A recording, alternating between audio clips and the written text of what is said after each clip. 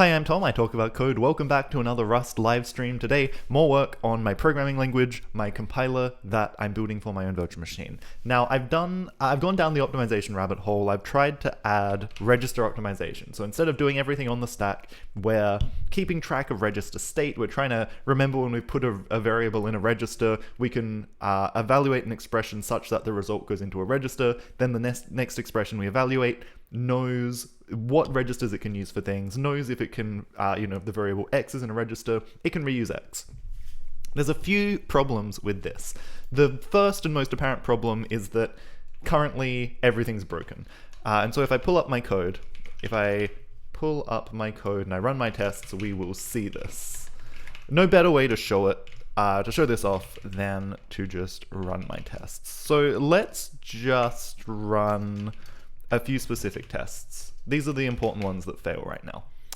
Array instruct and array return. These are the same tests that were failing last stream, but they're failing for a different reason. So I think that's called progress. I think we can call that progress. So I've added a couple of things.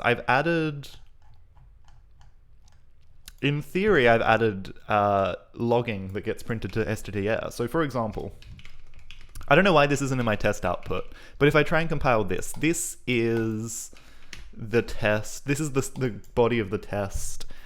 What's this one? This is, what's it called? Hold on, what are my tests called? This is array return, okay? So if I try and compile this right now, cargo run my language binary with this random file I copied it into, you can see we actually get a bunch of debug output. I've got it running with a log trace level. We can see what our state is before we compile each statement, and then as we compile the expressions within that statement, we can again evaluate the register state, which is really, really cool. This is a little bit too wide for the font size I use here, unfortunately. This is much more readable. For example, if I go, this is how I was looking at this yesterday. I didn't think about how it would look on stream. Test2.code. See, this is nice. This is like readable by a human, but I think it's too small for stream. So I think we're just gonna have to do with this output. It's a bit hard to know because it's very line by line, but we'll work it out. So for example, while we're compiling the statement, b1 equals 10, actually that's not as good of an example, is it? While we're compiling the statement, this statement, which isn't actually in our source code, right? The statement dereference b plus 0. I think this should be dereference b plus 0. I think I'm missing some brackets here. Anyway, because we have to add b to 0, we're going to end up at some point, so we evaluate 0.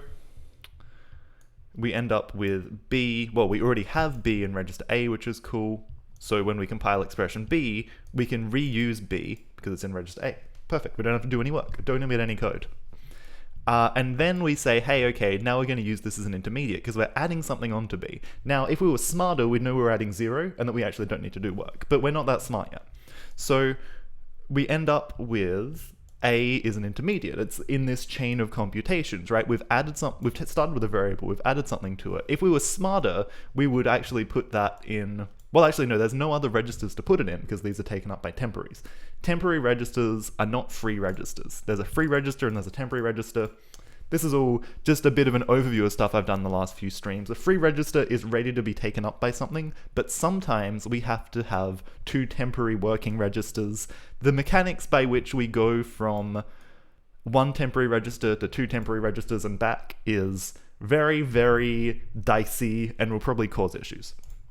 Might even be causing these tests to fail, I'm not totally sure. So anyway, we end up with a binary from this. And I can run that binary in my little virtual machine simulator that runs in the web browser. So let's do that. Let's encode this and get it on the clipboard. Cool, and run this test step by step and see what's actually happening.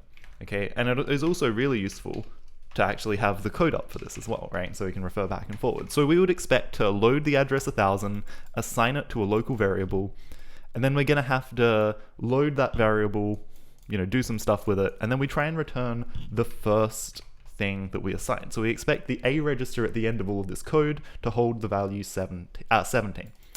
And I think what I was seeing, if I redo these tests, Okay, I don't know what that was. VPath? What? Huh? That was weird. Oh, that's because I have a... No, wait, what? Oh, I'm in the wrong kind of file. Hold on. That wasn't what I meant to do either. Excellent, excellent. Okay, so we're gonna make t here. What do we get for array return? We try and read a memory address that isn't real. So it looks like when we try and...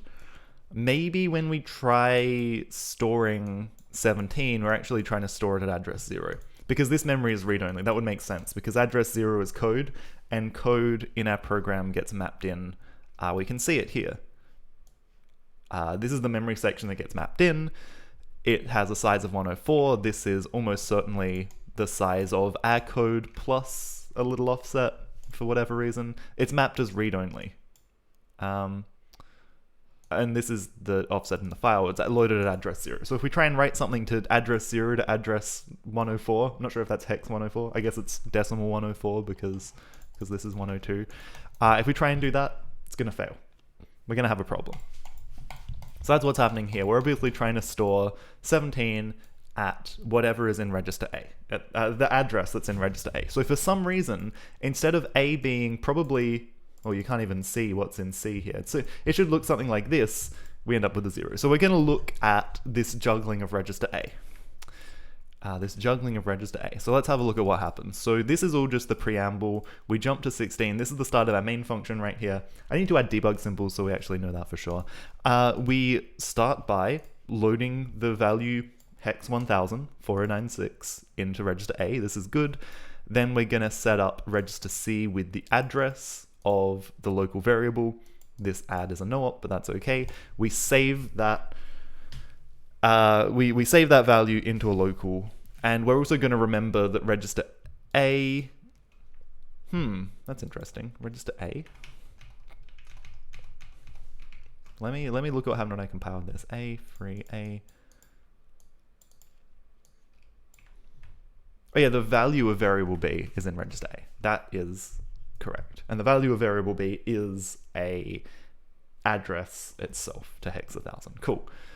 So now, what are we doing here? We're trying to do this addition, right? We're trying to set up adding, like getting array index 0.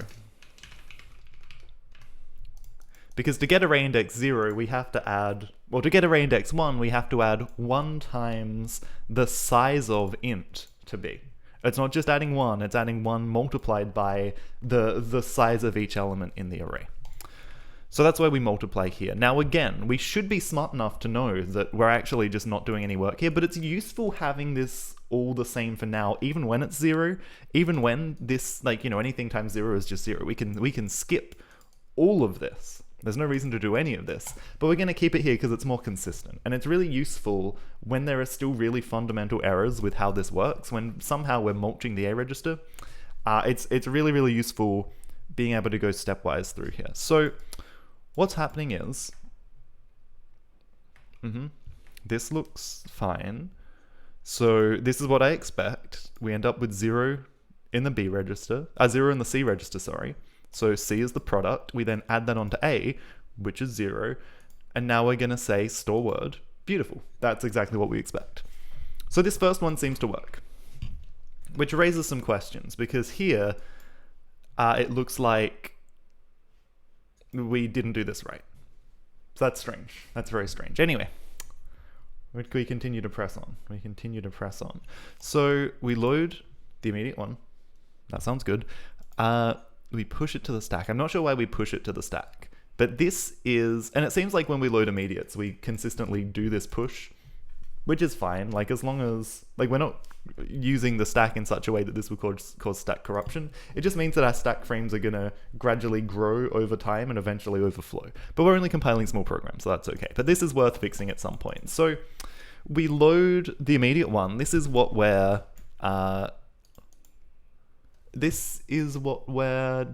gonna multiply with, I think. Why do we C1?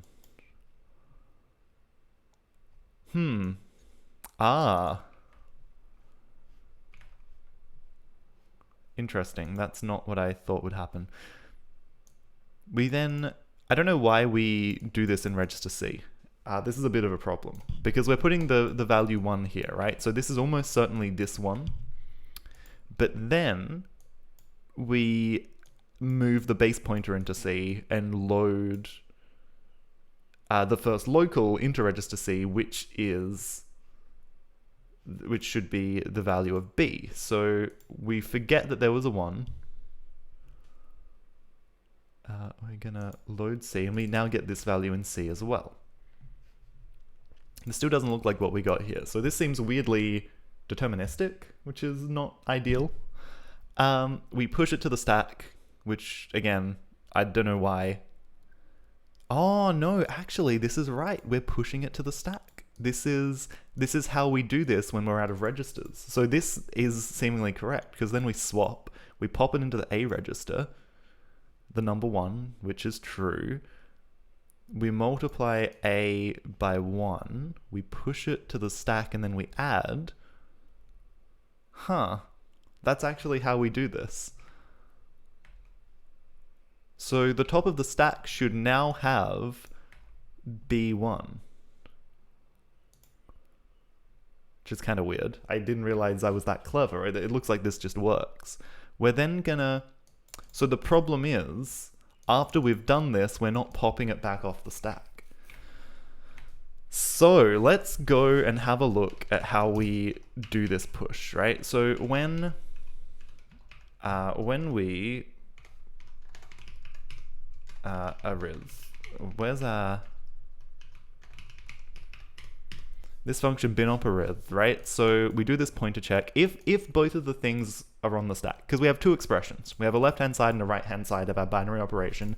If they have both pushed to the stack, which is what happens in this case, we want to swap the things on the stack, pop the first thing out, we load this immediate, we do the multiplication, then we push, and then, you know, if it's a pointer, we do that. If once we've done all of that, we do our special stack add operation, which adds the top two things of the stack. This is really good for code density. It's a very special little instruction. And that feels good. That feels like it's the right thing to do. And then we say we've returned from the stack. So the thing that then uses this, so where does this get used? This gets used in this assignment statement. Interesting. Huh. So let's look at our CodeGen block. I modified CodeGen block so it now returns a state, a register state, along with its instructions that got compiled. This was a really important step to making this work. Otherwise, every new block of statements would forget everything that happened inside it, and that's not good. We're kind of at the other extreme right now where we actually need to selectively forget sometimes. That's why this is on my checklist. But that's okay. That's okay. So let's look at assign. When we assign with an expression, that's what we're doing. We're doing an assignment. If it's a local, so this is a local. So if the thing we're assigning to is a local, we compile the expression, we extend. If the destination of it was a register, that's fine. So we're not looking at that right now. Otherwise, assign from stack to local, which I would think would, you just logically, you know, assign from a stack to the local. Stack pop. So it looks like this doesn't happen, right? Where does this pop go? Because we do this swap, we do this push, we do this add, and then we're straight into this next thing, right? So what do we do with an assignment? We compile the expression, except this isn't an assign, it's an array assign. So what we're actually doing is an assign deref. Very different behavior because it has to do with the pointer thing. Now this one, I think the left-hand side forgets to do that check.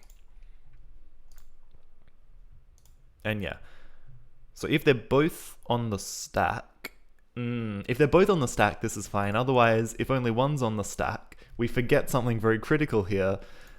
If it's not on the stack, then we need to also insert some code and say, let temp, we need a temporary register. We need to add some code. We need to add this.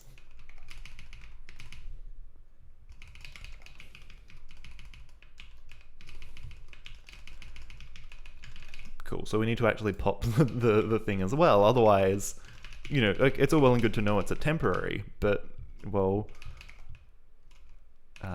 temp equal this,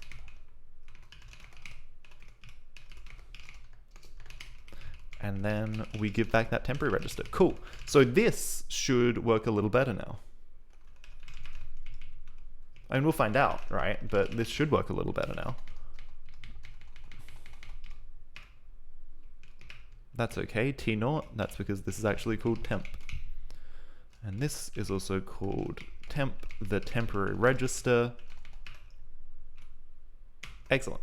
Let's load this in here and see if it looks any better.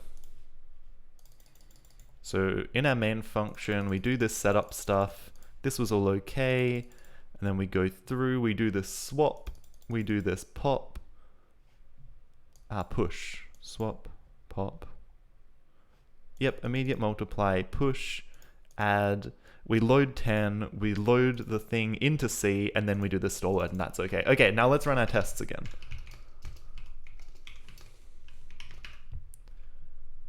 And they pass. Beautiful. So that was the problem. The problem was when we did an assign dereference, we weren't actually popping things that were on the stack if only one of the things, one of either the left-hand side or right-hand side was on the stack. If they were both on the stack, we remembered to do this okay. That was fine. Oh dear. Oh dear. Okay, so. So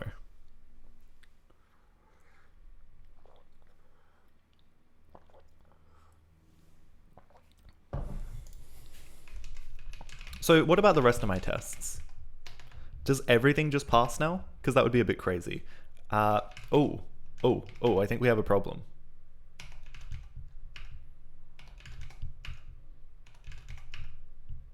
Okay, so some of these fail sometimes. We have some non-determinism here. And that's because we're using hash maps for things, right? Expression brackets. This is weird. Off by 1 is not what I expected. Also, soft multiply. Where's soft multiply? Panicked. Attempted downgrade. Oh, okay. Attempted downgrade 0. I wouldn't expect to ever see that. Because, like, we should never have the 0 register anywhere. So how have we ever ended up in that state? That's a bit weird. It's like the default.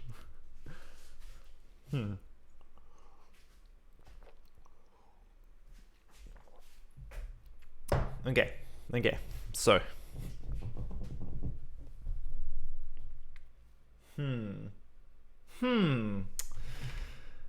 Strange. So the determinism, the non-determinism of this is a bit of a problem, and this is because of hash map iteration stuff. So we really so this means there are holes, right? This means there are holes. Oops. Let's see if we can just run this a few times and see if this eventually fails, because I think that did fail, right? Yeah, hold on, that was a fail. Okay, because this memory is read-only, we end up with this thing again.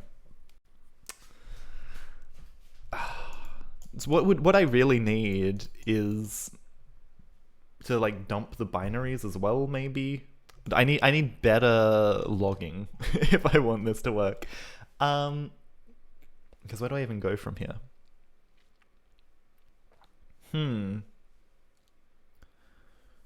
Like if there's a problem, I probably want to print the entire binary such that I can just like paste it into here maybe and then load it. I don't know, that's hard. That's actually hard to do. Is read only.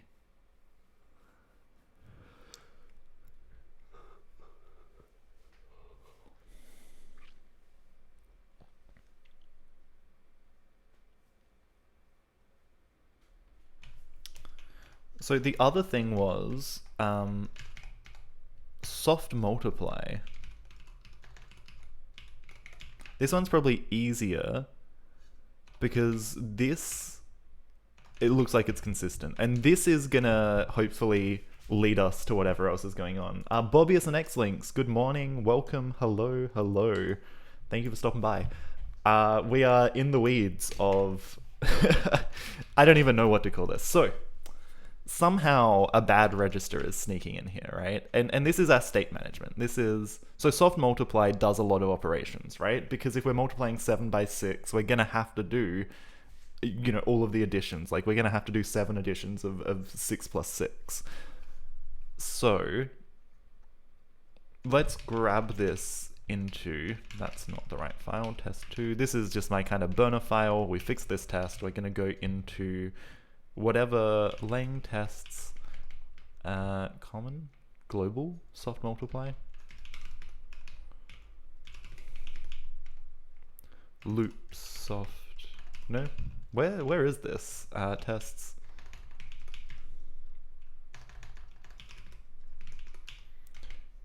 compiler, conditional, this test. Okay, so soft multiply, this, I understand why this is running out of registers. I don't understand how this is getting to this point. So we can actually see, we can follow this through, right? So we compile the statement, this statement, which is great, which means we have to compile this expression, which means we have to compile the number 8. We end up with literal 8 and temp a free, where did literal 8 go? Looks like we kind of forgot that we put that there. That's okay. C equals 0. Compile expression 0. So now we're in the function. It would be nice maybe to have a trace log for when we start evaluating a function call, just so I know to context switch.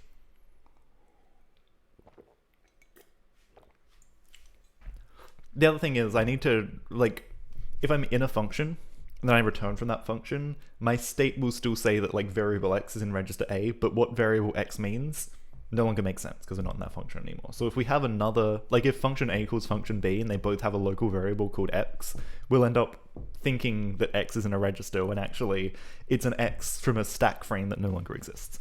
That's in my brain somewhere. I need to fix that as well. So we're saying that the variable c is in register A, that's good, and it's just the constant 0, so we probably don't even want to do this allocation, but that's also okay. Let int out equals 0, compile expression 0. All right, so now we have 2 registers that each hold the state of the current value of a variable. Compile expression c less than b.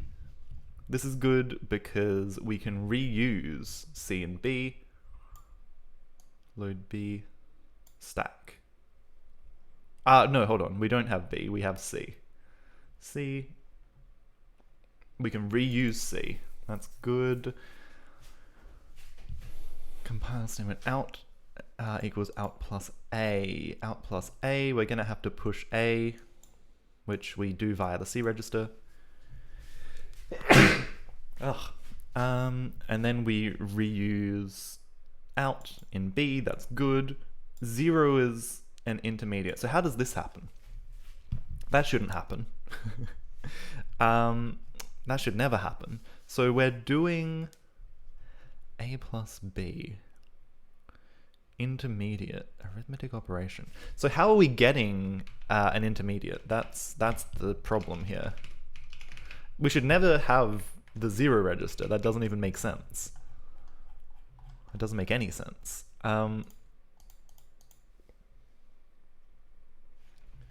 Yeah, exactly, right? Like, not only is this absolute nonsense, I don't understand how this where this 0 register is even coming from. So the arithmetic binary operation, and our log is in here using reg out. So where does reg out come from? Reg out,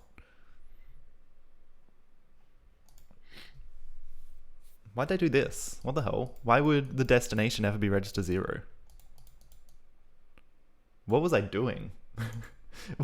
Where was my brain when I wrote this? This isn't what I meant.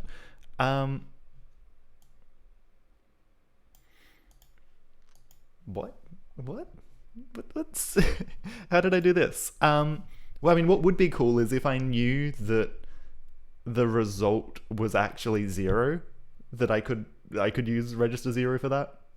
Like, that's kind of cute, but that's not what I'm doing here. How did this happen? So where are we? Where did this come from? So where this is the branch where both of the ops. No, this is the branch where. Oh, yeah, hold on. That's right. I initialized it to register 0. Obviously. Because we have this kind of dual state thing. So one of these, either the right-hand side or the left-hand side, or both, have a destination that was a register. This makes sense now. This makes sense now. I remember why I did this. This is sensible.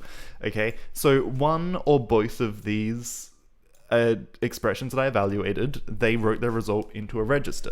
They're using a register to share their result. And I want reg out to be the right-hand side. Why don't I can't do these in the opposite order. Can I? I think I can just swap the order of these, actually. That'd be okay. Let's just swap the order. And then we say reg out equals R. We don't need to do that silly check. So we always set the out register to the thing that wrote to a register. We reuse the same register. And then we say if reg out is register 0.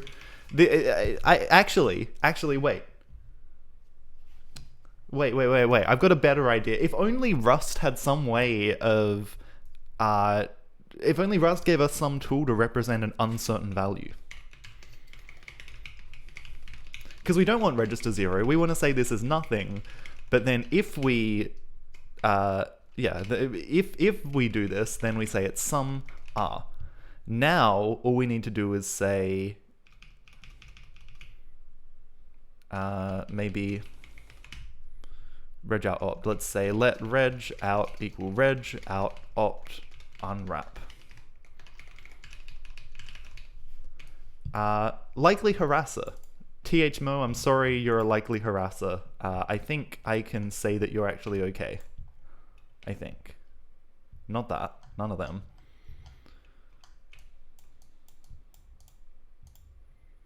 Yeah, I don't know. This sounds pretty sus to me. Stop restricting.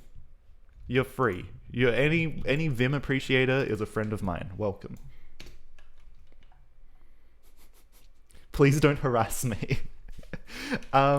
Okay, so now if I run this test, it's gonna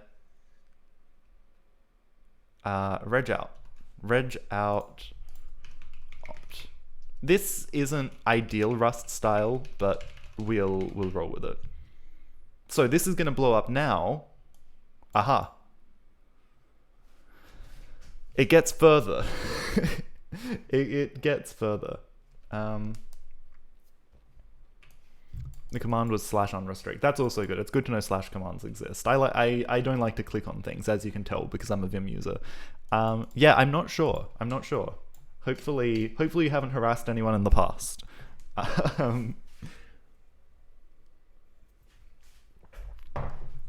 Alright, so we're attempting to downgrade register B, and this is a problem because apparently register B has something important in it. Here it's A. We get different registers when we run this different times because the register allocation is based on iteration order in a hash map, so that's fun. That's cool. So what's our state? We're saying that A has a variable in it. We're storing the value of a variable. Now, this is the fun part. This is the part where we have to unpick this logic using the power of brains. Because we need... Do we need 2 things? So CodeGen block 535.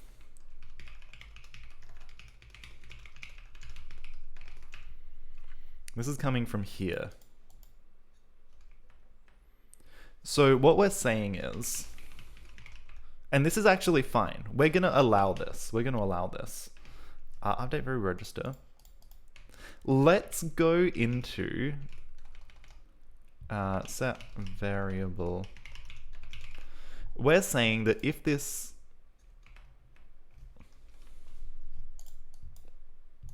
I don't think that's what we're saying, really. Attempt to downgrade A. But A has a variable in it. So we're trying to put a different variable into our variable. And that sounds okay to me. I don't have a problem with that. State unwrap. Unwrap. What's the, hold on, rust up doc. What's the function that lets me give a message with unwrap?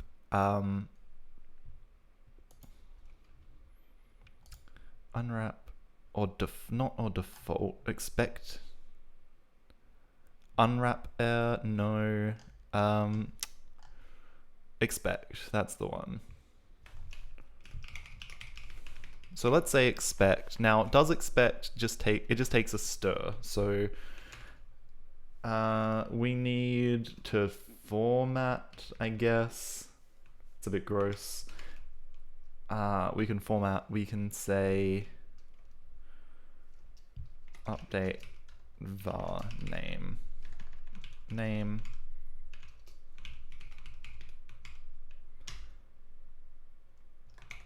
We'll do this, and let's see if we can slice that bad boy.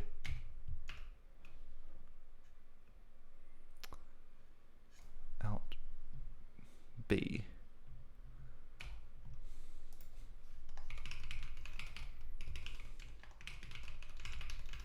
Okay, cool. So at least this tells us what we're trying to do, right? So we're saying we're trying to set a variable with name out into register A, and it's telling us we've got a downgrade. And that's weird because we should be able to override a variable, especially at this point. I think, like, this is the function we're calling, right? So where would we end up with attempted downgrade? Only if it's an intermediate. Because intermediates are the things that kind of need to persist between expressions, but if it's just a variable, that's fine. So intermediate's how we say, hey, whoa, this register is important. We should only really ever have one intermediate at a time, I think. We'll find out pretty soon. And I think it's really only binary operations that rely on intermediates, because they're the things that kind of chain a lot of expressions together, right? Kind of makes sense if you think about it. Whereas a lot of the variable manipulation is done statement by statement, line by line, and in between lines, we actually don't really care if we mulch a variable, right? New statement, kind of like a soft reset in some ways. We can refresh a variable, we can overwrite a variable with another variable. And that's okay. That's okay. As long as we don't expect that variable is going to be part of a chain of expressions, we're totally fine. It might be inefficient, but it's totally fine. So why do we end up with this? Let's put a trace log here and just say, let's say set variable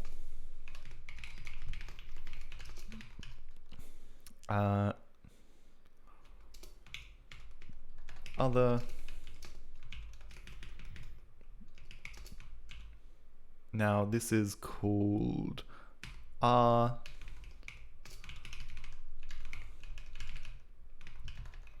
just put a nice little trace log here, and this is going to tell us what's going on. This is going to tell us what is going on. And just a B, reusing, using B as intermediate, update var. Hold on. Actually, because this was a chain of binary expressions, we end up with because like when we last see this, because what's the whole thing we're compiling here, right? We're compiling out plus A, and then we do the sub bits. Out is in register B, but then once we're done with that computation, we actually say that B is an intermediate. So I guess what we could do, there's a few things, right? But what we kind of want to say is, hey, okay, this isn't an intermediate anymore, right? We're done with computing this chain of binary operations. Any intermediate is now just a thing. because we've added something to it. It's no longer just the variable b, so that's okay. That's okay. So we kind of want to say maybe it's like, do we need a new state? It feels like this is a different state because it's not free, it's not a literal, it's not a variable. It kind of is an intermediate, but it's like an intermediate we can override. I'm gonna, I can't call it result, can I?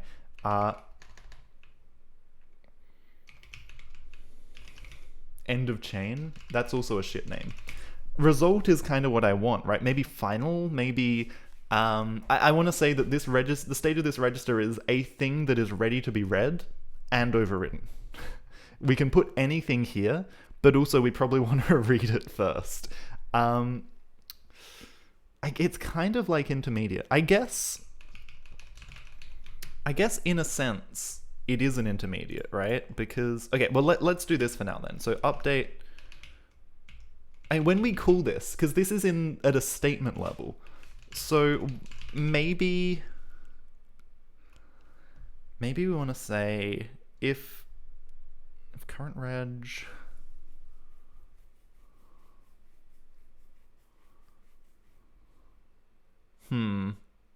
let's just say, let's try this. Let's say state invalidate.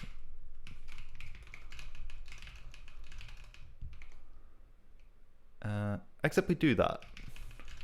We do that, but only if the variable, this is really interesting, right? This is really interesting. So if we're moving a variable from one register to another, we want to invalidate the old register. We also want to invalidate the new register. What happens now? It looks like it compiles. What happens if I run tests? Soft multiply blows up, but for a different reason, so that's good. Formatter, is this indicating the lifetime, but the parameter doesn't matter? Yeah, this is needed, this kind of thing.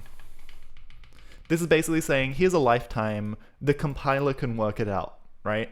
Oh, and also, sorry, THMo, thank you very much for the follow. Welcome. And I hope you enjoy being unrestricted in my chat. Please use this power wisely.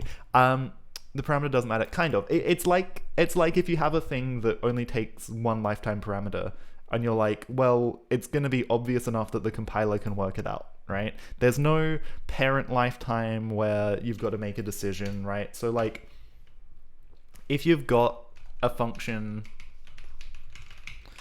if you've got, it's hard to explain exactly. I'm sure I have a good example somewhere. Parse, maybe. Not that parse, language, maybe. So if I have a struct like this that has a lifetime, right? And I have a function, well, for one thing, this is actually a counterexample. This is like saying, this is a different state to A, but just work it out. A different lifetime to A, but just work it out. It doesn't matter. The compiler will have enough information when this gets evaluated that it just doesn't matter. I don't need to give it a name. It's like an anonymous lifetime. It's like making a variable called underscore, right? It's the same kind of idea. Anonymous lifetime, I think, is the right way to say it. Cool. Okay, sorry, that was a bit long-winded. That was a bit longer-winded than it needed to be. Let's load this example and let's see if we can work out why we're getting the wrong value. Because this isn't actually that much code, which is cool. We're getting closer. We're getting closer. So, this is the start of our main function. We have no local variables. All we do is load 7 and 8. We put them in registers. We push them. And then we call a function. So this is the start of our multiply function. We have 2 local integers. So we need to move our stack frame up by 4 bytes. We're going to load... I don't know why we put 0 here. Oh yeah, because we're about to store 0 in the local variable with offset 0 from the base pointer. That is good. We're going to now load b and do the same thing with the other local variable. Because if we look at our code... what's the first thing we do? We set up 2 local variables, we set them both to 0. Now we're going to have to do this test. And we should hopefully know that A and B both have the variables in them, and I think we do. So we're going to load an argument now. We're going to load an argument. We're loading argument B, which is going to be whatever, some minus something, right? This looks funny, but this is a negative number, I promise. So we load 8, which looks correct. We push that to the stack, and then we pop it from the stack again. We have a little bit of inefficiency still around this. We're getting close to working all this out, but there's just a little bit of inefficiency still. We're going to do this test, and then we're going to jump relative to this. We do this push and pop, which I really don't love. And then we jump over. So this is our exit condition. So this only happens when this test, when C is greater or equal than B. C less than B. Oh yeah, but we pushed, wait. C is less than B. C, not the register C, sorry, the value C. AC less than C, yes, okay. I don't think that was the right value in C. I think this is why this is going to break. I think because we should be testing 0 and 8 here, but instead we're testing 2. I don't know where 2 came from. 2's our magic. Oh wait, no, hold on. I think we did test the right number. I forgot. The state of C changed because we used that also as our temporary step. That's fine, that's fine. What I need to do at some point is figure out where I can take advantage of the stack architecture. Yes. So we're pretty good once we're doing stack stuff. There's actually some good optimizations, and for addition, it's really, really good. We're really happy, right? So with addition, if stuff comes in registers, we don't have to do any work with the stack. If it comes in on the stack, we just have a special stack operation that adds them.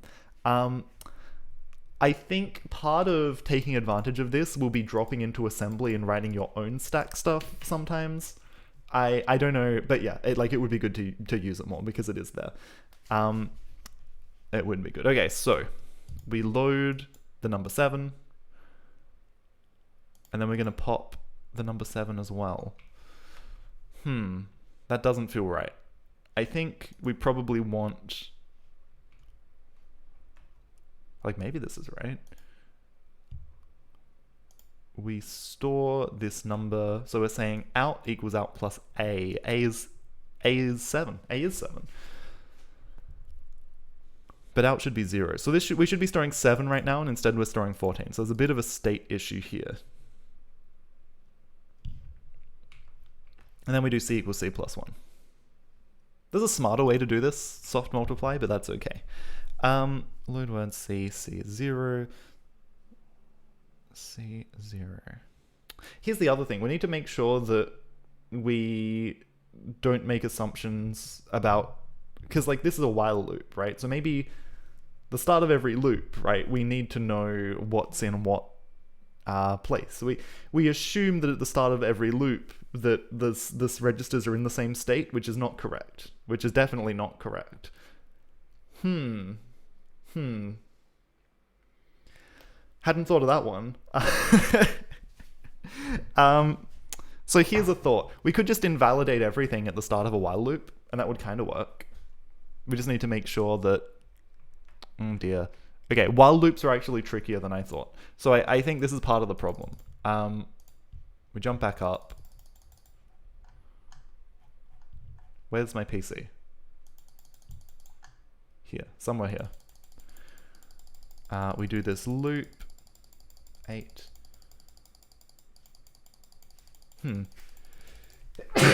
Oh.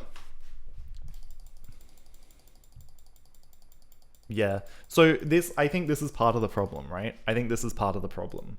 The state is wrong. So how do you manage register state when you're in a loop? I think there's 2 things that jump to mind. One is complicated, and one is simple. So I'm going to do the simple thing. I'm going to say whatever is in our state right now, we're going to say state is, we're going to say state dot invalidate all. And I think this is a function I'm allowed to use.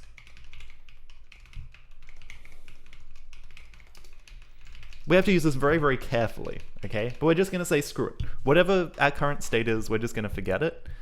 And also here, we're just not going to remember forget any state change. Actually, no, that's okay. No, it's not, because this would only work if at the end of the while loop, this only works if the end of the while loop is compatible with the start of this, which would mean we kind of invalidate anyway. So, block, that's okay. So at the end of the while loop, this also is not correct because we need the invalidated state. Do not remember state changes because the last thing to get evaluated is this. So actually, at the end of all of this, the state we want to remember is the state of the while res. Let's call it while res.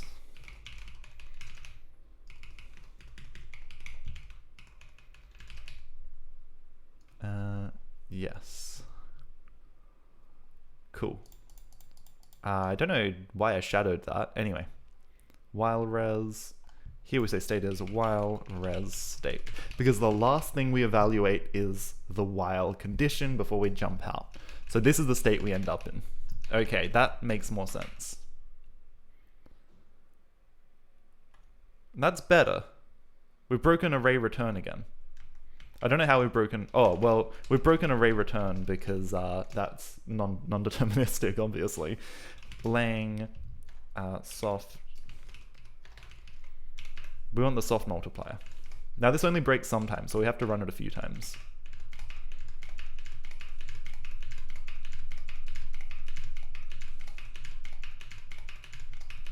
And I think we're good. I think we're good. I don't know how many times I have to run it to really be sure, but that seems good. Just to be safe, let's have a look at the code that it generates and just evaluate it ourselves. So we load this, we jump to PC50, we set up our stack frame, we do this test. This test is in A and B. Where does A come from? A, 0.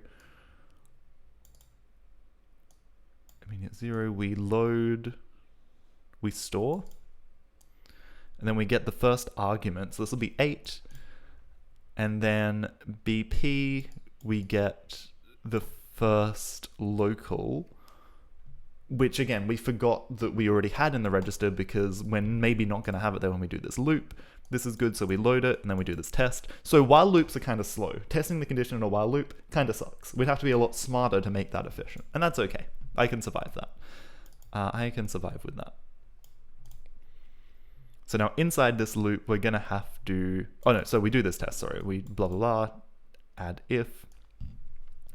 So then we have to load everything again from scratch, and this looks good. And I feel like we're just going to get the right answer if we step through here. So we come through, we do our test, we skip over the jump out, we load A, which is 7, we load B, which is 0, we add A and B together, we store it, we increment, and then we jump back up to the top, do our test, and now when we come through, we should see 7 and 7, we get 14. If we keep doing this, we get 21, 28, 21, 28, etc., up until 56. I'm not going to click through all of this, but that looks good. So this is probably a good time to commit, right? Oh yeah, added logging. That I should have committed just when I added logging. Now it's all tangled up. That's okay.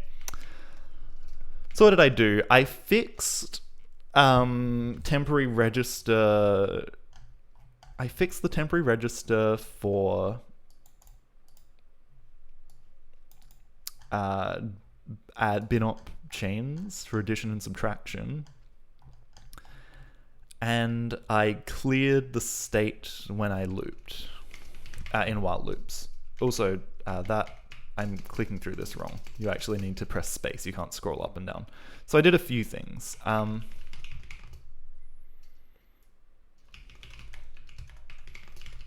We'll do this first. Lang get.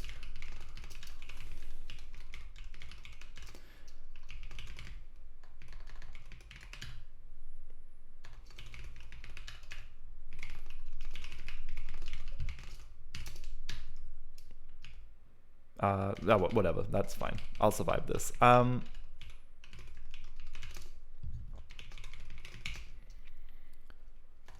Trace logs and also blocks return state, and there's also something else which is arith chains.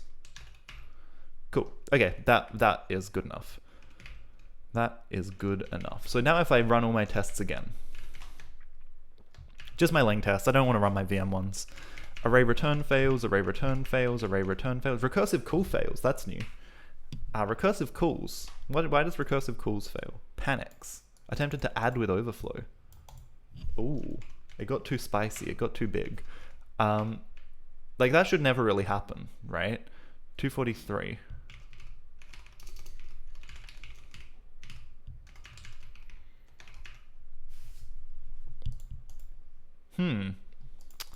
Oh yeah, so we probably want to do the thing we're doing for everyone else, right? Which is when I add, overflowing add.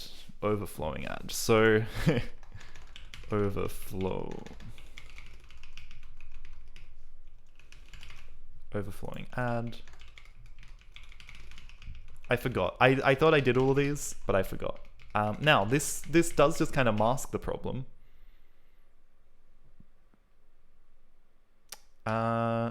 Okay.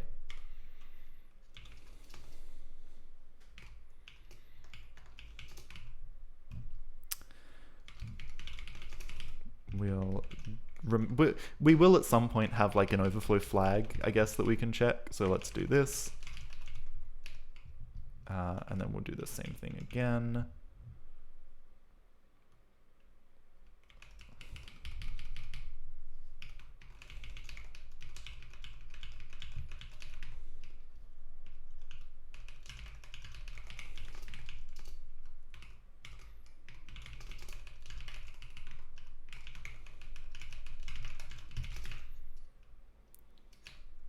This somehow is unclosed, probably because I have too many closing parentheses.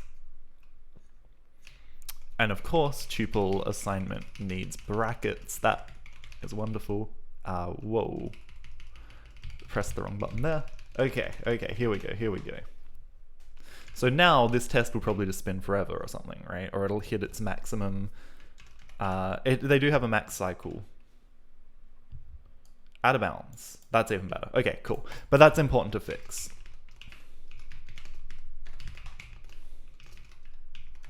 I do need to check my overflowing signed integer behavior. I'm not totally sure what happens there, how we wrap around, but anyway, that's another day's problem.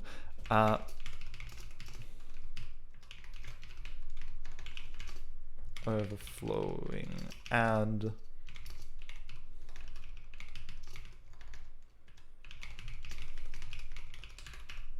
Cool. So we now roll around. We now no longer crash when we add too much to a number. We can roll back around, and that's fine. That's kind of what you expect, right? When you're dealing with a machine, a low-level machine. Rust has these guardrails in place that are really useful and cool, but that's nice. So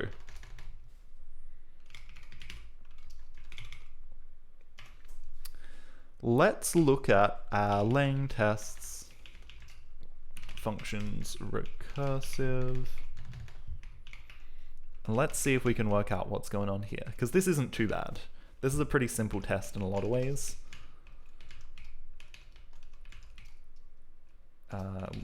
Test 2.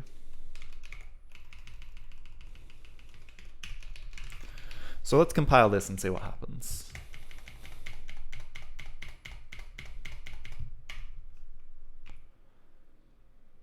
Cool. We get the whole state. This shouldn't be much code. Yeah, 138 instructions, nice and easy to keep track of in our brains. Then we jump to the main function, we have a local. Let's double check what this one does. So this is going to call this recursively. I mean, you know, it's gonna add 11 and 5, right? It's a funky addition. It's just a funky recursive addition.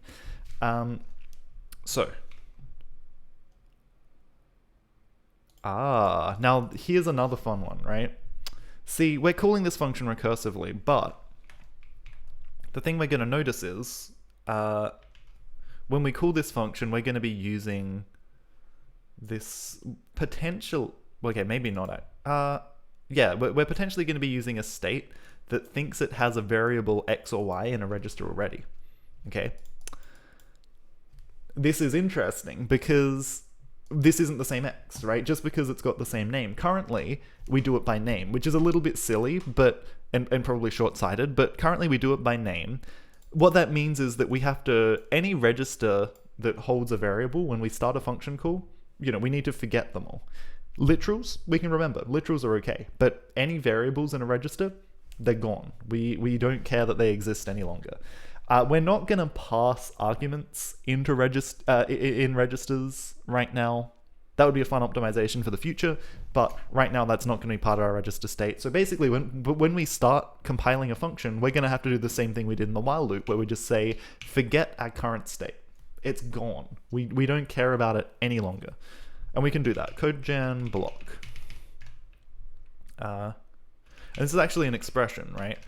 Call... this is the wrong CodeGen expression. I have too many files called expression. Cool. Function call. Excellent. So we come down here before... when we compile the args, that's okay. When we compile the args, that's fine. Then we do... Where is the actual function body? Cool. Compile expression. Oh, yeah. Okay. So after we're done...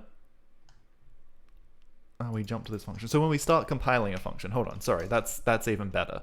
That's even better. Except we don't really know. Isn't this what we already do? Top level. Maybe this is actually kind of what we already do, because when we start compiling a function, we make a new state up, right?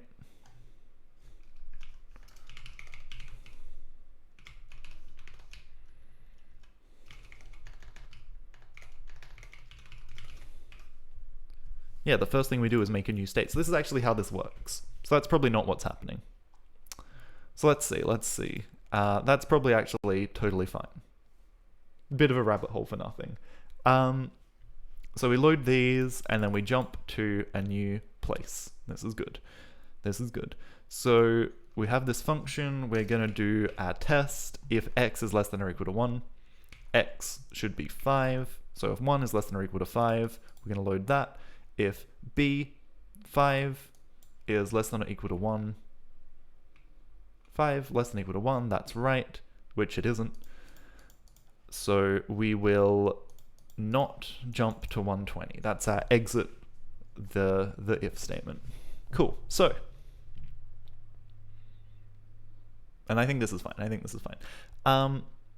Immediate C. So we load 1, we subtract 1.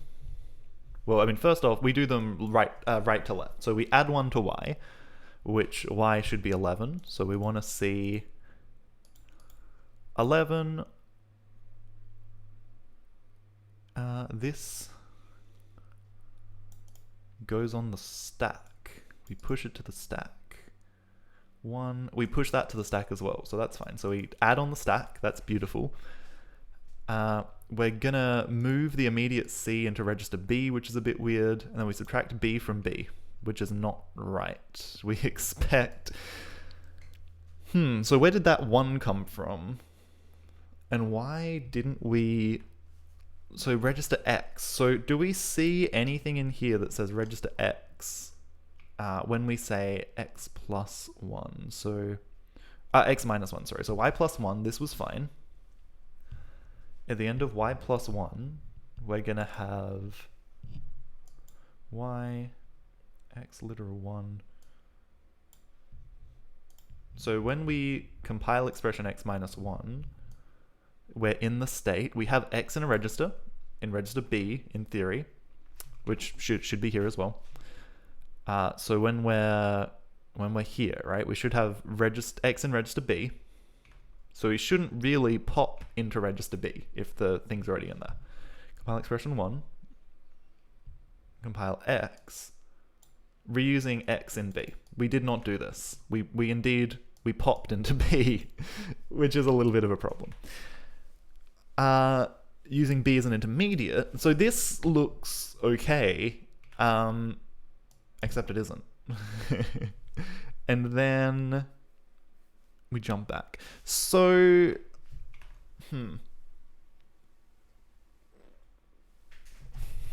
So our calculation around B is wrong, but I think our calculation around A is wrong as well. Because what do we end up with here?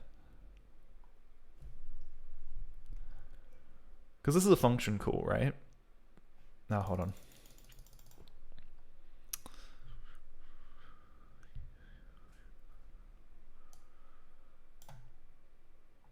$128.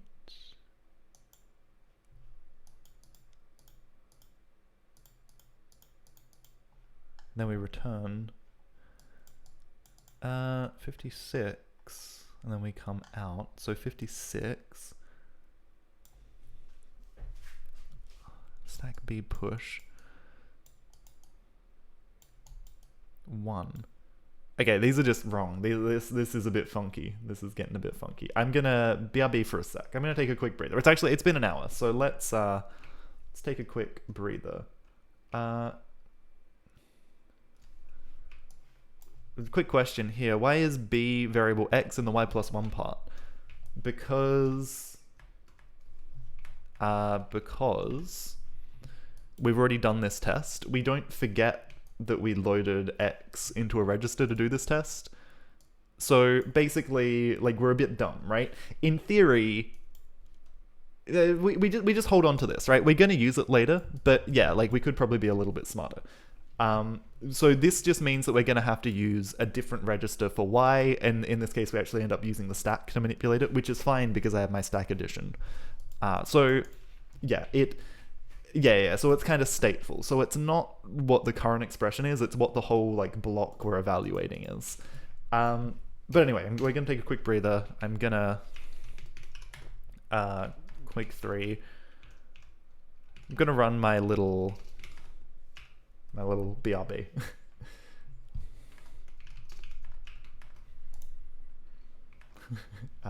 Where are we? Oh man.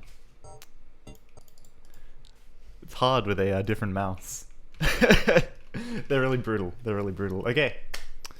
Oh, I was boiling the kettle. Shit, I forgot about that. It's alright, I'm back now. It's too late. No tea for me.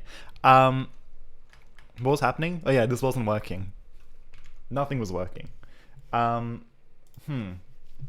we got a problem. And that problem is, I have no idea what's going wrong here. So, what we expect is, right? And well, the problem is actually this function call. We're not actually compiling a function call here, right? When we jump back, where do we recurse? We recurse here, right? When we jump back recursively, we, for some reason, I guess we push this to the stack, right? We push B, and we push C. But I don't know why we push C. Because... oh, we push them up. No, so this... So Y plus 1, we actually do push that. That ends up on the stack. But then this push and pop B, and we subtract B from B.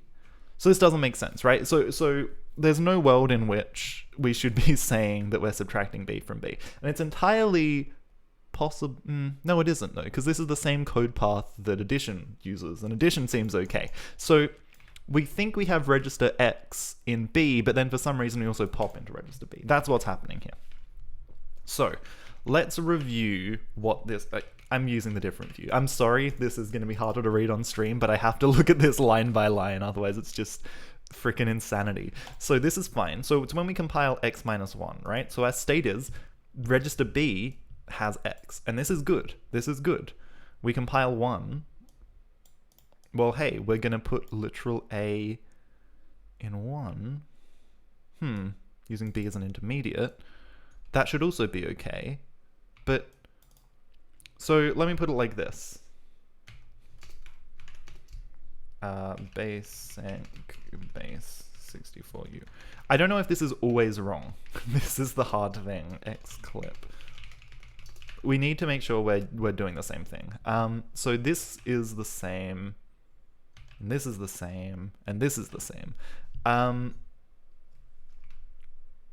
no, this is different. Now our variable is in X. So let's do it such that this is what I want.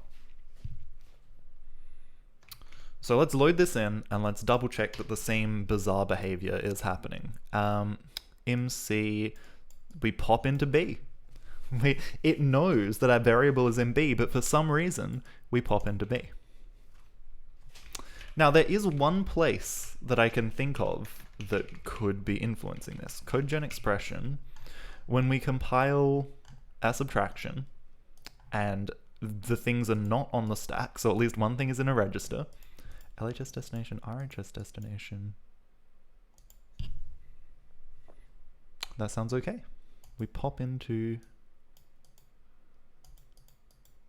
T0. T0. What's T0? T0 is our temp. It's one of our temporaries.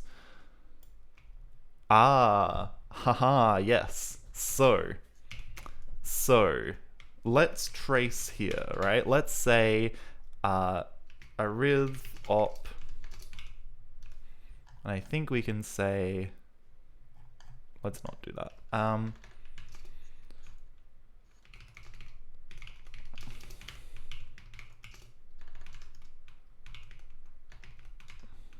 T0 and RT. Okay? Now, this is going to tell us everything. This is going to tell us that actually B and C. Because here's the problem, right? Here's the problem. We need 2 temporary registers for this. But we think that we've already gotten far enough in to think that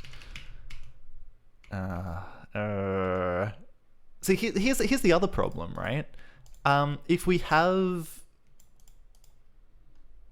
already used 2 registers, this only works if one of these things is in a register, but that's okay as well. We need another code path. We need to say else if we're gonna have to split this again. Because if both of these things are in registers, then we don't have a second temporary, right?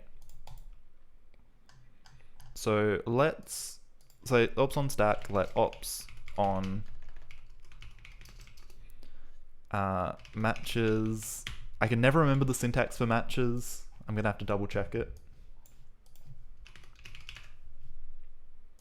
Not string matches, it's a macro. STD matches, yeah, this one. Matches, foo, pattern. Okay, so if matches, RHS, destination, expression, destination, register, anything, any register, and YT, this one, the left-hand side destination is also a register. So if these things are both registers, then we say the ops are in registers. So if ops in reg, we do something slightly different. Here is where we do this old behavior, right? So we don't, this is where we have to do this. This is where we have to do this whole check and everything.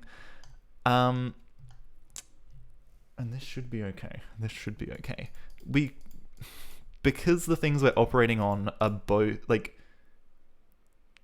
this is okay. This should be okay. It's fine. Don't think about it too hard. It's probably okay. We do need to copy and paste a bit, which is annoying. Actually, I think we can do this in one else branch, but we need to say if ops in reg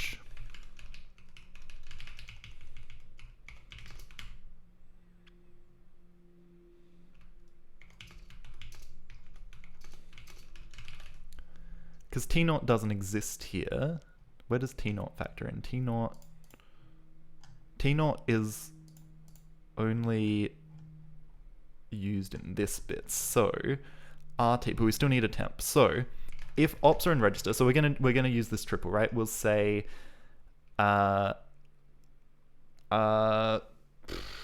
if let, I think if let's the best way to grab it.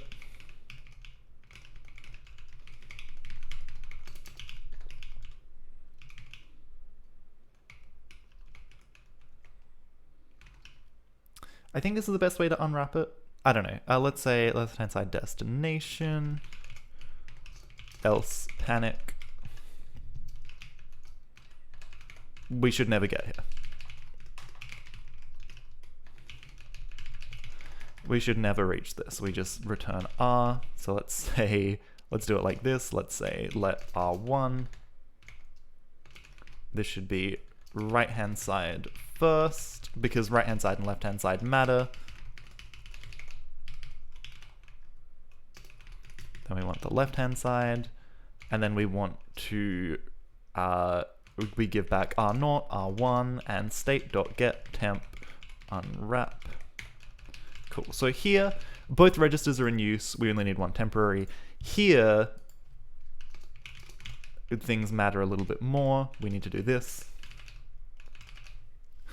We should never reach this. Yes. This is true. This is true.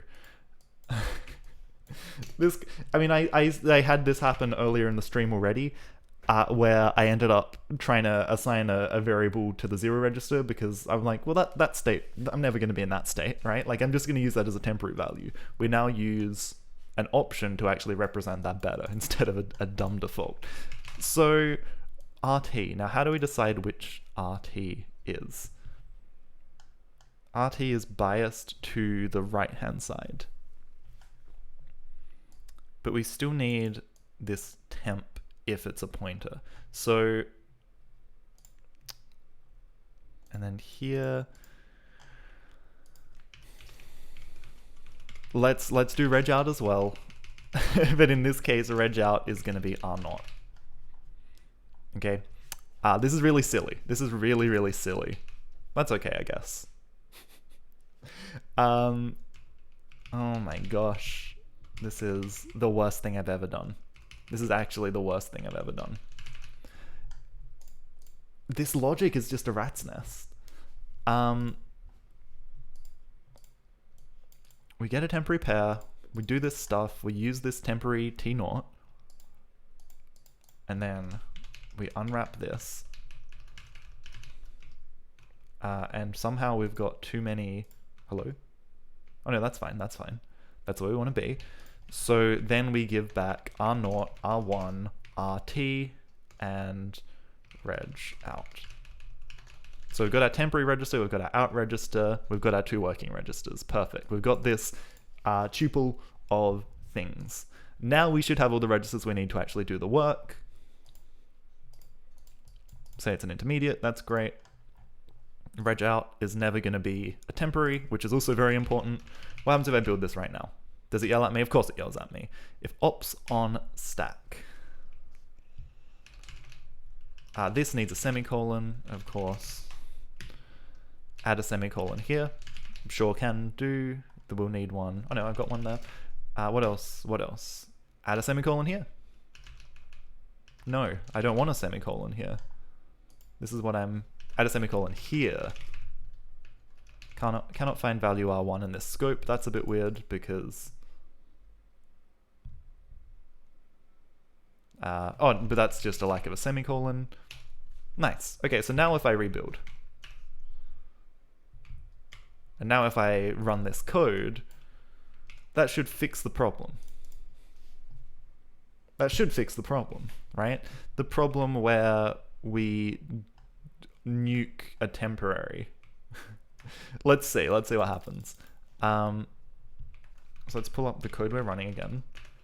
So this is what we want to see, this x minus 1, right? This was the problem. And actually I can probably just look at it myself with my eyeballs.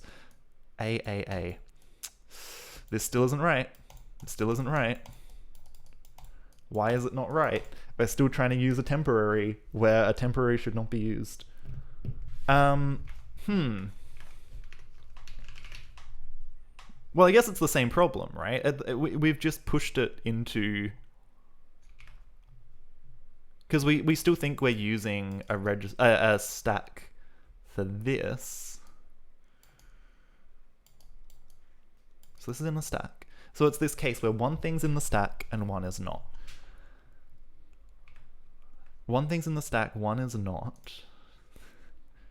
So let's say, let's add that trace line back in. Let's say trace. Actually, no, let's do it after here. All right, let's say trace arithmetic binop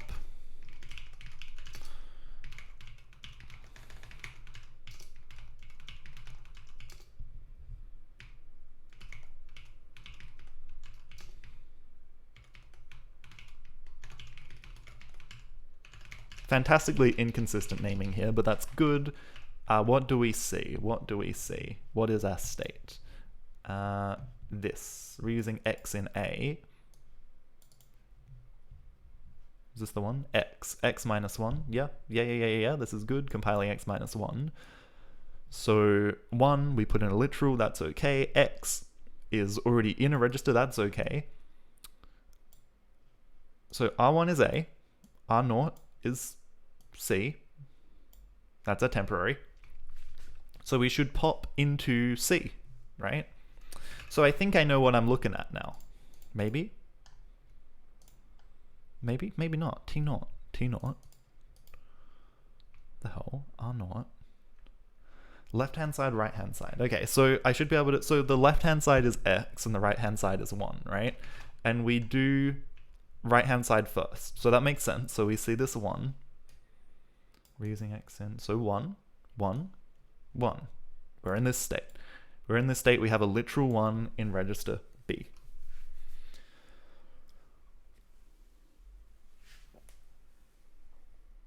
And this feels good. So why aren't these both in registers, for one thing, right? Why is something getting pushed ever? But even if it does, so let's say that one thing's coming from the stack and one thing is coming from a register. So the right-hand side is the temporary. And I actually think this is a code, not the temporary, the temporary, the thing that we need to pop off of the stack, which for some reason gets popped into A. Even though our temporary says that it's... Oh no, here. I just need to reload it. Hold on. Did I not reload it? Did I not copy and paste before? That's entirely possible. So now when I come through here, this actually looks correct, right? Because C minus A. Should be A minus C, right? Because C, that's why did we just wrap around to like a really big negative number? A. What's in A? What is in register A? When did we ever set register A before? Way back up here when we did this test. Have we ever used register A since? No. Interesting.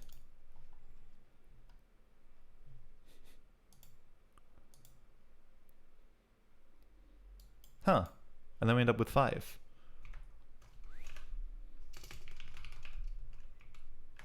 Okay. But I think now when we come back through, so A, add A, BP0, add him signed.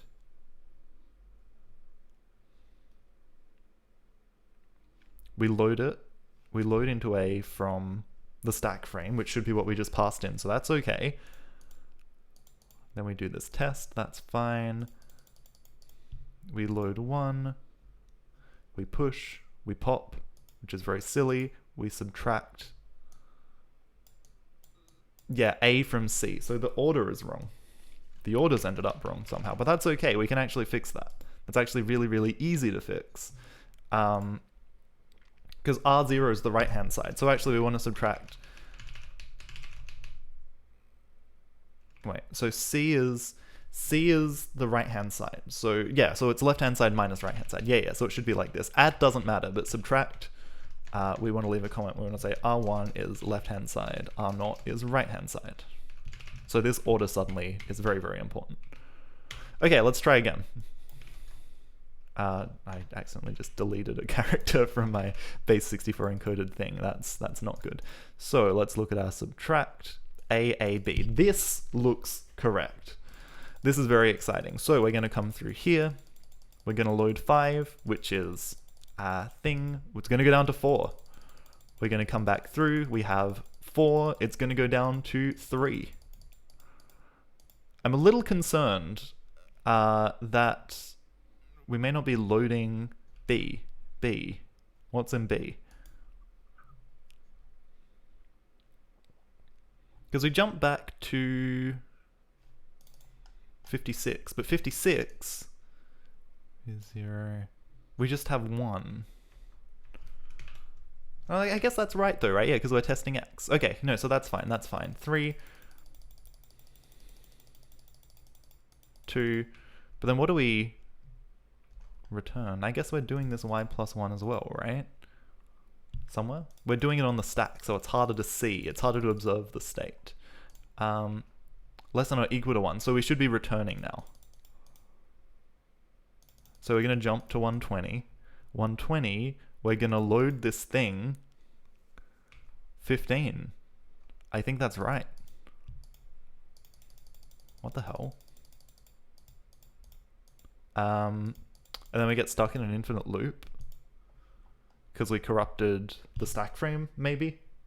Okay, so we're close, right? So if I run our tests now, this will probably blow up for all kinds of fun reasons.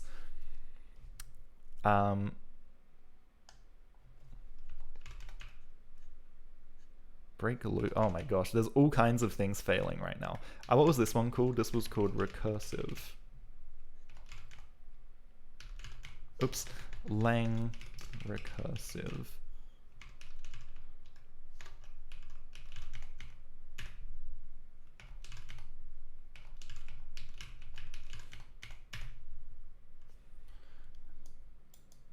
Left expected 12 and got expected 15 and got 12. Oh gosh, this is really making me very nervous. At least I've made some progress. My progress, I said this earlier in the stream, my version of progress right now is I'm getting errors, but they're different errors. And I guess you could call that progress, right? I'm going down some path. I don't know if it's a good path, but I'm going somewhere. It's better than going nowhere. It's better than being stuck in place. Oh god.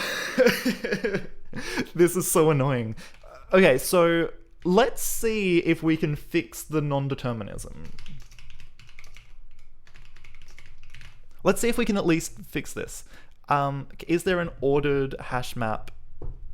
I guess I could use a B-tree map. It's not the entirely wrong direction. We might, like, sometimes you go through, like, the error trial by fire, you know, like you end up on this kind of journey. I feel like if I draw a graph, you know, where this is, like, time, and this is number of errors, right? You know, like, you start with no errors because you haven't done anything yet. And then, you know, I'm kind of on this journey where I'm here. I'm at the maximum number of errors. Now, there's a fork in the road from here. You can become one of two lines. We could get to this line where errors go to 0. Or we could be on this line where errors, you know, continue to grow and this solution just doesn't work. And I don't know which of these two journeys I'm currently on. I think I'm on this journey. It feels like I'm, like, just around the corner of, you know, changing the slope of this function, right? I feel like there's a standing point just around the corner. But I've thought that the last 3 things I've fixed, and I feel like I've only increased the magnitude of errors. The rate of increase even feels to be increasing. I wonder, is this like, you know, is there a term for, like, the gap between, you know, these two lines, right? Like, if you have, sorry for all the colors, this is a bit gaudy. Like, what's this gap called? You know, this is like the what would you call this? The perceived improvement gap, or the intended improvement gap, the I'm not gonna finish this ticket in this sprint gap. You know, the jerk is increasing, indeed. The rate of errors feels like it's increasing. Not just the number of errors, but the rate at which they appear. The break error point. Yeah, I like having the word break in there. That appeals to me. That feels very errory. But yeah, so this is the journey I'm currently on. And I feel like every minute that goes on from now, there's the risk of this gap increasing over time, right? I feel like I need a term for this. I feel like I should publish this. I feel like this is something a lot of programmers could relate to. Cool. A fun bit of programming philosophy for the side there. So let's see if it was sorted. Just in memory. Can I just swap this out to a B-tree map? Ordered map. let's see if we can just use a B tree map. This is going to come with extra cost, but let's just see. B tree map. And then collections, B tree map. Cool. Does this build still? No. Ord is not implemented for register. That actually makes a lot of sense. Of course we couldn't do this in an ordered way. We have no ordering of registers. So I need to implement some completely freaking arbitrary ordering of registers. Can I derive ord? Can I derive it? Can I derive ord if partial ord is derived, right? Is this happy with just some arbitrary bullshit? It is. Okay, so now if I run this, I'm going to get the same answer every time. Which has pros and cons. So if this passes, it's going to pass every time now. And that's good. If I run soft multiply, it's going to pass every time. What tests are going to fail? Array return. Enum, it uses the underlying value. Yeah, I like that Rust can do that automatically for you. That's nice. And also it's a repr U8, so that should be even easier. Like, I'm telling you, I want this to be a number. This is the simplest enum possible. Should just be a number. So,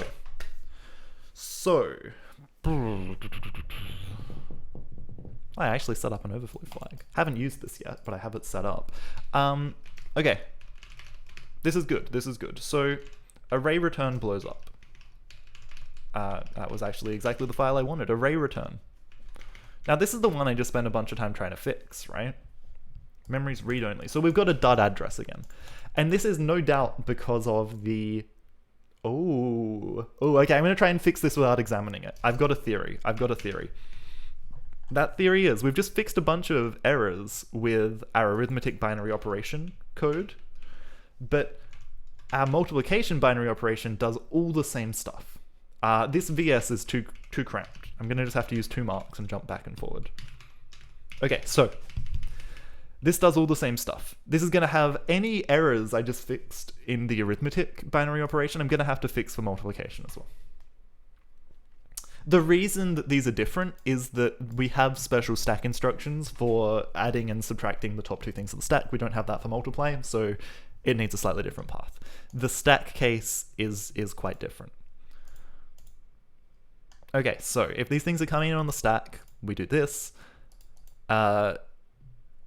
We do this. We try and get a free register. If we can't, we just give it... If we have a free register, give this back on a register. Otherwise, give it back on the stack. Beautiful, beautiful, beautiful. So, otherwise, now we're going to have to do this other thing that we did. First off... Oh, but we don't. This is actually much simpler than the other case because we don't have to deal with pointers, right? If we say a times b, like if we say a plus b and a is a pointer, we want to add, I'm going to draw it. It's too hard to just do in words, right? So I've talked about this before, but if we have an int pointer a, right? What is a plus 2? Is it the address of a plus 2 bytes, or is it the address of a plus 2 times size of int bytes? And the answer is it's address of a plus 2 times size of int bytes. You want to advance by the size of the thing that is being pointed at. Okay, this is really important. This is a really important C nuance. But what's a multiplied by 2? What does it mean to multiply a pointer? I don't know. We just multiply it. We just take it as a byte value. Maybe we shouldn't. Maybe that's counterintuitive, but I've never seen anyone multiply a pointer before, because it's nonsense, right? The address hex 1000 multiplied by 2, like what? Where are you trying to go? The base of the address matters suddenly. So no one does this with pointers and expects it to work. Pointer arithmetic, yeah. So pointer arithmetic works, right? I've got that working, but so actually this should be okay. This looks much, much simpler than what we were doing in the other case. So let's load this up again and let's have a look at what's going on. Let's see if we can work out what has gone wrong here. And the problem is we have this load into dud memory. So if we just tick through, we're eventually going to hit an error. We're going to see where that error is. Oh gosh. It's a lot of clicking. It's a lot of clicking. Wait, this is... Hold on, I forgot to change the code over. Array return. We want this test. I should make a better way to just dump a test into a file and then compile it like this. It would be fun to have a shell script that just did this. Let's actually build the right thing. This is a much smaller and simpler program. Okay, so if we click through, we're gonna hit a point where we get yelled at.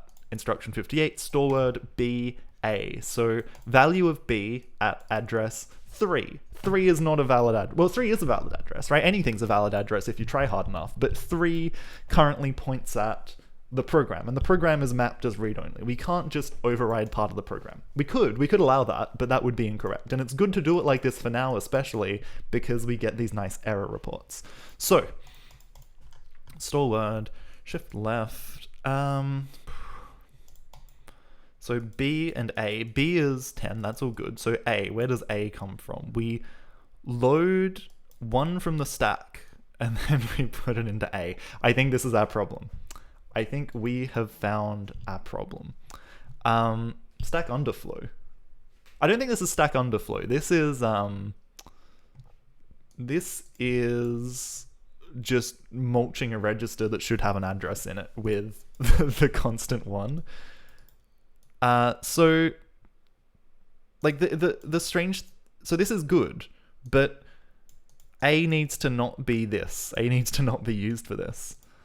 We need 2 registers for this. Okay, I think I know where the logical bug has come in. You don't think factorial 5000 is a valid address? Okay.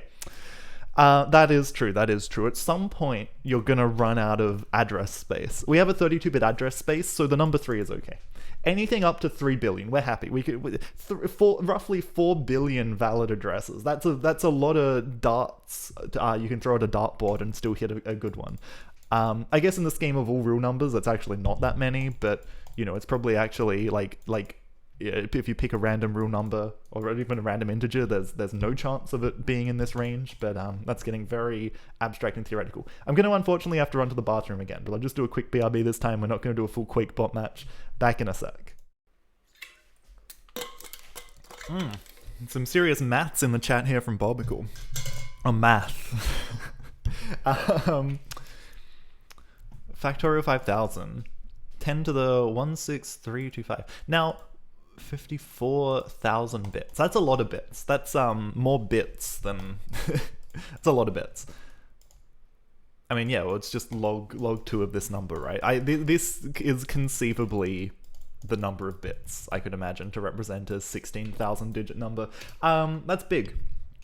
Man, factorials get big fast. I should see how many factorials... Well, I mean, I've got 16-bit registers, so what's the biggest factorial that is less than 16 log 2? That would be very easy to work out if I thought about it for more than a few seconds. Let's...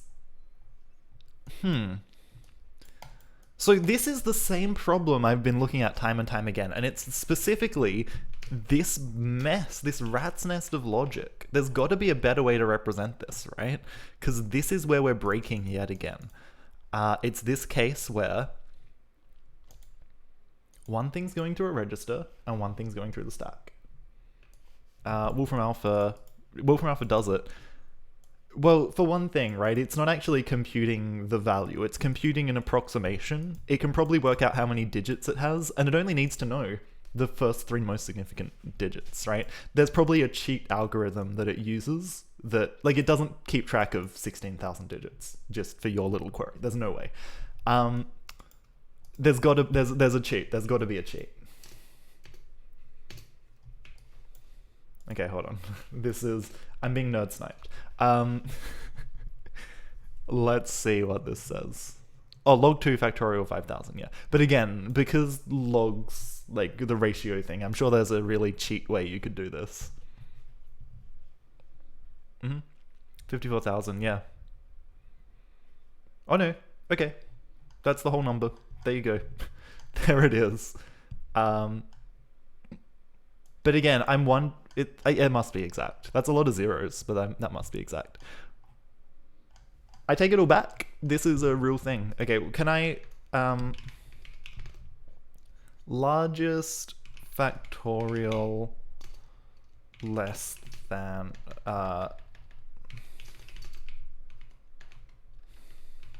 does it do this?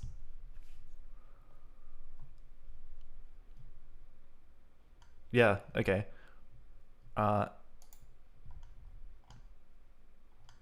0, 1, 2, 3, 4, yeah.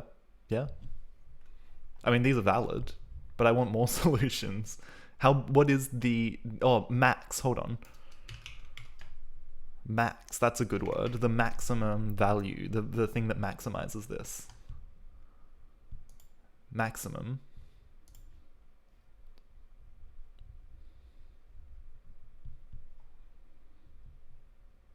It's more than 4. I don't know. That's weird. I don't know how to use Wolfram Alpha.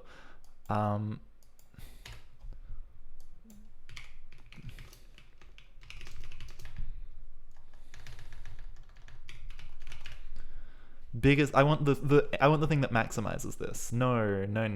Okay, that's fine. It's such a small number. I could work that out really easily. It just would have been fun to do that. Mostly some way to calculate 5,000 factorial. I also wonder if they just have like the factorials up to like 10,000 cached, right? Because that actually wouldn't take that much space. Well, not 10,000, but like, you know, maybe up to like, maybe the 5,001st is slower, you know? I imagine enough people are asking for this that it's probably easier to not recompute it. But again, maybe they have some really fast algorithm that is actually not the case. I also would not be surprised. There are some very smart people working at Wolfram Alpha. But I imagine they just cache a bunch of common questions anyway, so it's probably not even necessarily that it's a factorial, but if someone's asked that question in the last, like, few days, you know, there are probably enough questions that get asked frequently enough about prime numbers and pi and stuff that you're just gonna hit a cache. Like, the maths doesn't change. Okay, so this is... Stuff gets a bit funky. This first one... Actually, so this first one's fine. This first one's great. We get the correct thing where we're using a different register. B is unsullied, and we're happy to store it here. Push and pop's annoying, but we can deal with that. I really thought I fixed immediates to not do this.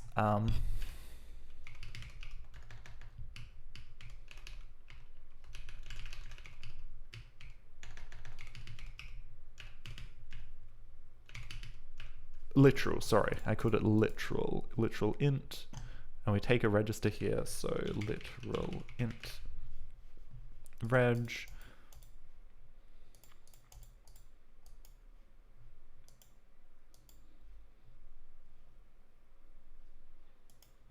Res.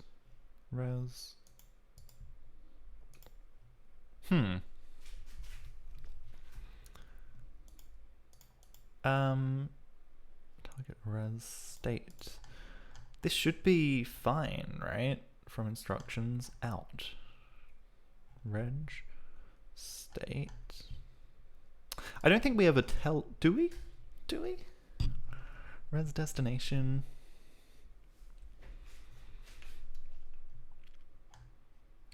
Res from instructions.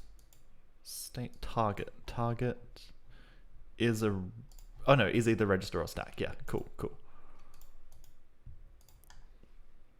And if the target is the stack, then we do this push. Excellent. So that's okay. So then why do we always... I guess we've just run out of space, right? Because we've already used registers for this stuff. That makes sense, actually. That makes sense. So we've got this problem, right? This problem is that when we pull this thing... So we do this save, that's fine. I don't like that we push then pop it straight away. That's really silly. And we store C, 17, into this address we've just computed in B. That's great. That's great. So now we need to... So when we store word, so that's okay, right? That's fine. But then why don't we reload this variable? Because we we're treating A like it has the variable in it, and that's not correct. So what does our state say here? I'm really sorry, I'm gonna do it on this screen again. I know this is harder to read, but having this all on one line instead of this nonsense is just so much easier for me. Let me know if this is hard to read. Okay, so this one is okay. It's when we do this, b plus 1. Compile expression b plus 1. Now. A does not have this thing here anymore, does it? No, because no, it does. It does. Actually, it does. So why are we not loading this? That's actually really useful. So we're smart enough to remember that we have a thing here, and we know that B is our intermediate. B is where we're putting this. We're using B and A. We're putting the result in A. But we're saying A is A plus A, and that's not correct. Intermediate. Intermediate. Using B as an intermediate. We're using B as an intermediate here. So we need, once we're done with this whole thing, we need to actually say that we need to clear the intermediates. We need to clear our intermediates. Intermediates are good. Thank you, Cricket, for the funny red letter B.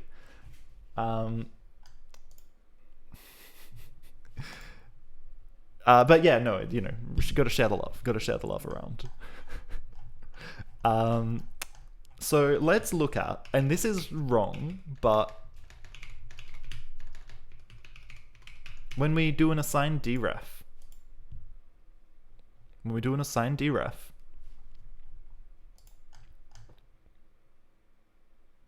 at the end of any statement, we kind of want to... oh, it's just hard, isn't it? At the end of any statement, do we want to... So at the end of this loop, right? At the end of this loop. So match S. So once we're done, do we want to maybe say clear intermediates? Do we want to say state dot...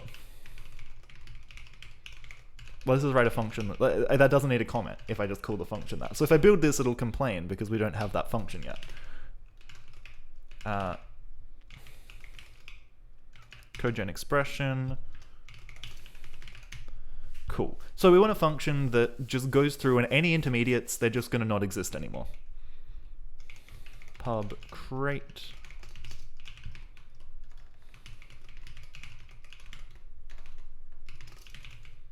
So any intermediate is going to go back to a free register.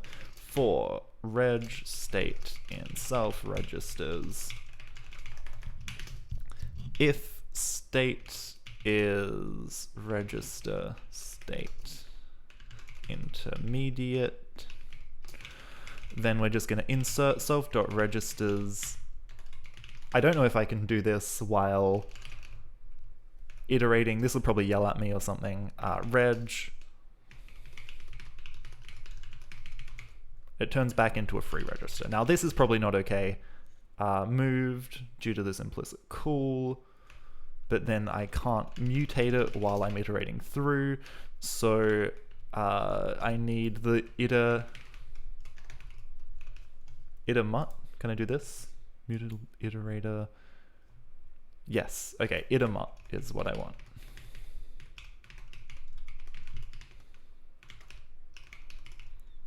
If state equals this, then I say state equals register state free.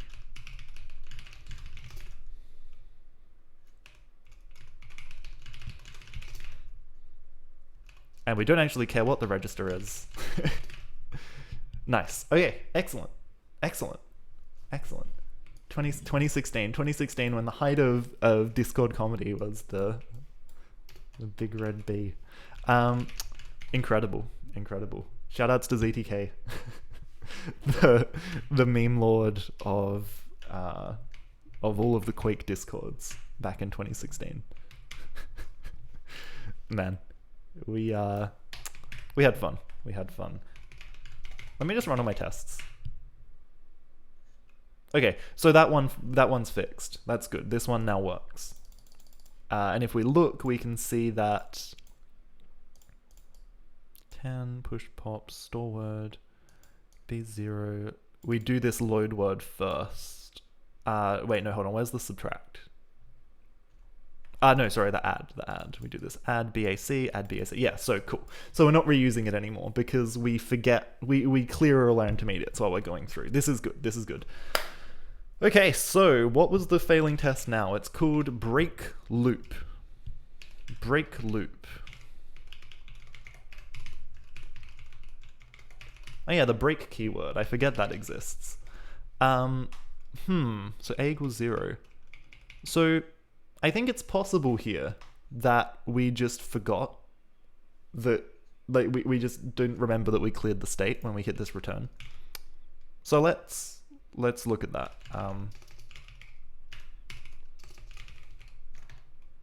CodeGen block, because we state invalidate all, and then we come down here while res. I mean, in theory, we should be able to not reload A, right? Because we're saying that once we exit the while loop, we've still got the current state from this, but in actual fact, we don't. Now, there are different ways I could invalidate this, I guess. I could say B equals something, and then B wouldn't be in a... This isn't... Once we have a break, this assumption is no longer true. So we're actually going to say state... state equals state, and state dot invalidate. Maybe state dot invalidate all. We'll just rerun this. Now if I make test, this will be happy. Okay, but it blows up on hello world, and hello world, that's fine. I'm happy for it to die there, because literal string. Literal car, always on stack. Literal string. I feel like I've done something wrong here. Yeah, I've hard-coded register C, so that's fine. All we need to do is say state get temp unwrap, because you always have to be able to get a temporary register. We're going to leave M hard-coded, because that, of course we are. TMP. Now it's going to work. Okay, it still fails. That's okay. Memory's read-only. So we still have this kind of problem. Still have the same kind of problem.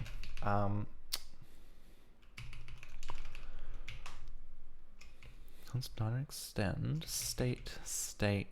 This seems fine. Const data push static data. It's possible that static data has somehow gotten mulched, but no, it shouldn't, right? It should be okay.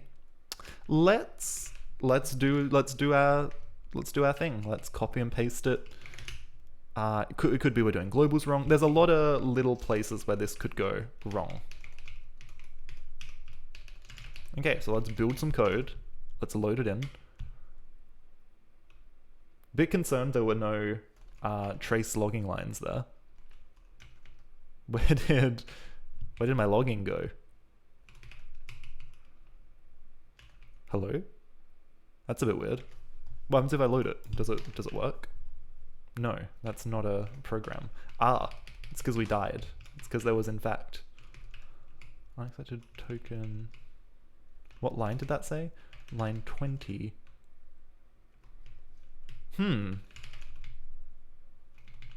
Yep, that's because I didn't unescape it.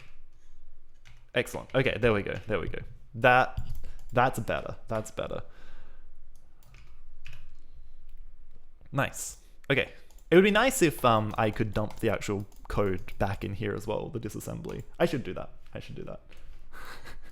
Every time. I need to stop saying it. I need to stop saying things are going to work, because it kind of curses me. Cool. Shift left, PC. Okay, we jump all the way down here.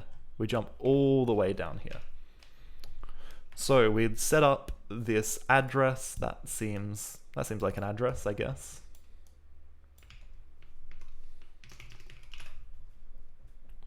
E1000, perfect.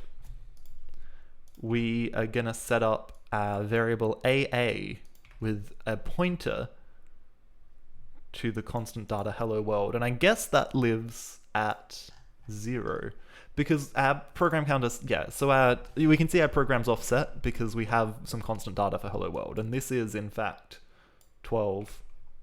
I don't know, it's a little bit offset. 13, 14, 15. I would think this would start at 14, but I guess there's something else here that means it's at 6. Oh, the actual location of the global as well. So 13 bytes for this string, and then our global IO out starts at address 14 because it can't start at address 13. So 14 and 15, and then our program starts at 16. Yeah, that makes sense. That's densely packed memory. Okay, nice. So we store that in a local. Why do we load 4? We push 4. 4. We pop that into B. And then we set up... Where did 4 come from? Oh, 4's the address of the global. Is it? No? What? Huh? Stored B...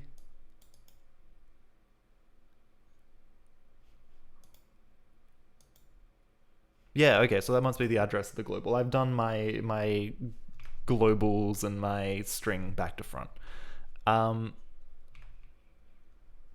Sure. AA. Except, hold on, store word AC0, AC... Yeah, because this is what... But C is... Store word BC0, BC... Okay, no, sorry, so... C, so this is putting the local in the... Why 4? 4 must be the address of this. Okay, sure. 4 is the address of this string. That's fine. And then we push it and we call a function. So 4 is the address of the string. We are in print. Print is going to do a few things. It's going to set up a local variable I, which is going to be 0. Then we're going to call strlen with S. So this is where we're probably going to see the arg loaded, which should be 4. So 4 is the address of our string. Beautiful. We can deal with that. 4 is the address of our string. We push that, and then we're going to call strlen. Now we're going to do the same kind of thing. We start with 2 because we're going to subtract 2 from it because our string has the length in the header. That's right. I always forget that happens. I forgot I did them like this. I like this kind of like chunky pointer that has extra stuff. A little bit of extra data. It means we don't have to count, which is nice. So 4, and then we're going to subtract. We get 2. We're going to load whatever is here, which is 12, which is the length of our string. So we're actually not 0 padding. That's right. So our string is only 12 characters long, which is great. We're going to return in the A register. Again, this is a little bit redundant, but that's just because a few of our expressions don't know how to use registers yet. The state at least is consistent. We're gonna return to where we were, which is exactly here. We're gonna do this push and pop, which is a bit silly, but we have the string length now. And we wanna say...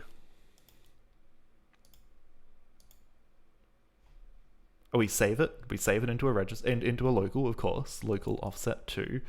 Now we're gonna load... Yep, 12. Excellent. And 0, and this is good. We do this test, we go through, we skip over, this is the jump out. So now we need to say, we're going to load the global. This is E1000, and this is our magic address that we write to that does terminal output. So we load E1000, we're going to add 0 to it. No, we're gonna... Sorry, we're gonna get in the B register our local, which is gonna be 0. Then we're gonna load our arg, which is gonna be 4, which is good. Push these both to the stack. We have to do this multiply. So this is a little bit more complicated than anything I was doing before. We're going to write this byte, and this is where we blow up because we've lost track of... So we had it in A. A was our address. What happened to A? We popped into it. We blew it up. We popped into it again. Okay. It's been 2 hours.